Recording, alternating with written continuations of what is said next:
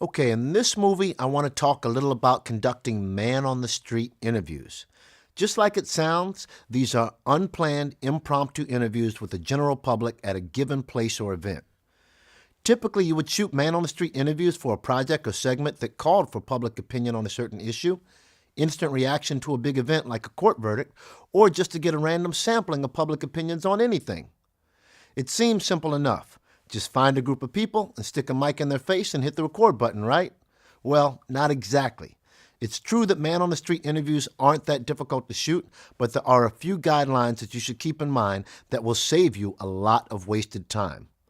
The biggest challenge most of you will encounter will be finding enough men and women on the street who are actually willing to talk to you. There's this myth that everybody wants to be on TV or to be interviewed by someone, and it's simply not the case in reality. Most people are actually a little nervous about being on camera, especially when they're caught off guard. People on the street are on the street for a reason. They got places to go and things to do, so it's often hard to get someone to actually agree to an interview on the spot. If 1 out of 10 people you ask agree to an interview, I'd consider that a pretty good ratio.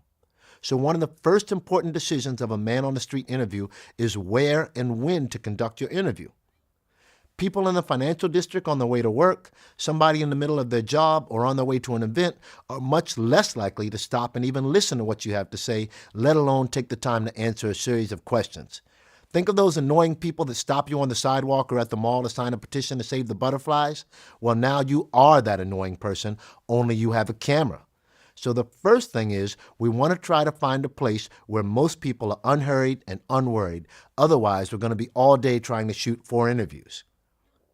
I recommend that you try to solicit people and shoot your man-on-the-street interview someplace where people are already gathered for fun and leisure. Your local tourist hotspot, the crowd milling about at the end of a performance, the artsy shopping district. Weekends, evenings, and lunch hour are all good times when people are more likely to be relaxed and willing to stop and talk for a few minutes. Now, crew-wise, man-on-the-street segments are best done with a team of 2 to 3 people, at least one of which should be outgoing with a friendly smile. This will typically be the producer or on-screen talent for your shoot. So the idea is that the camera can be all set and ready to roll on a shot while the producer finds a person to interview.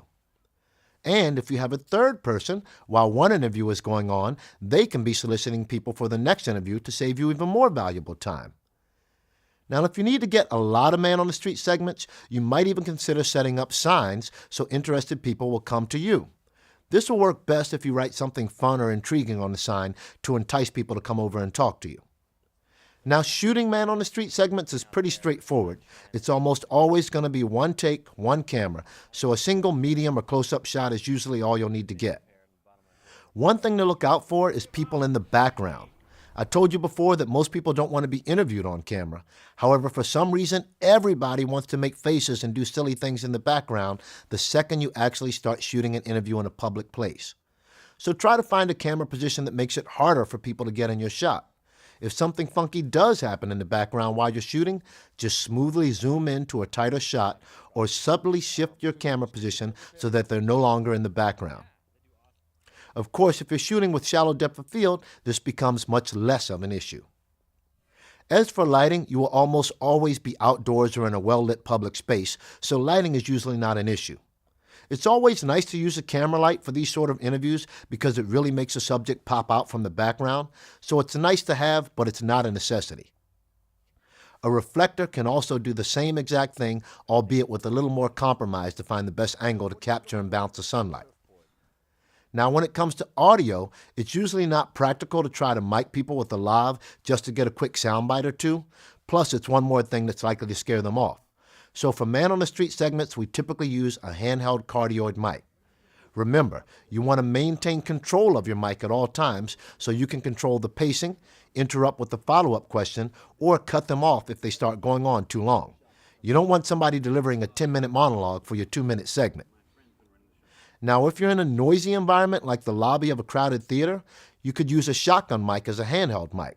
The shotgun mic will much better hone in on just the voice of the person speaking. And if you have the extra manpower, a shotgun mic on a boom pole will also do an excellent job. However, as I said before, a boom pole might be a little scary and intimidating for regular people on the street.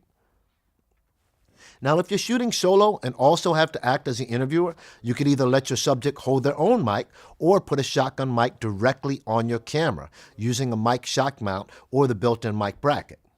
A mic mounted on the camera is a little farther away from your subject than we'd normally like to be to record dialogue, but as long as the environment isn't too noisy, it will serve you well for Man on the Street segments when you're shooting all by yourself. Regardless of what type of mic you use, I recommend using a windscreen anytime you're shooting outdoors.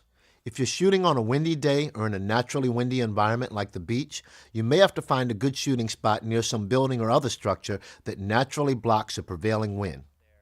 Lastly, if you want to add a little touch of professionalism and branding, you might consider buying something called a mic flag, which is just a little square cube that slips onto a handheld microphone. Print out your show logo on 4 little slips of paper and stick them on your mic flag, and now your segment is looking just like the big dogs. So those are all just some quick tips that should help you better pull off a Man on the Street segment with minimal hassle. Half the battle really is finding people to talk to on camera, but if you go to the right place at the right time of day, it's a much smaller battle.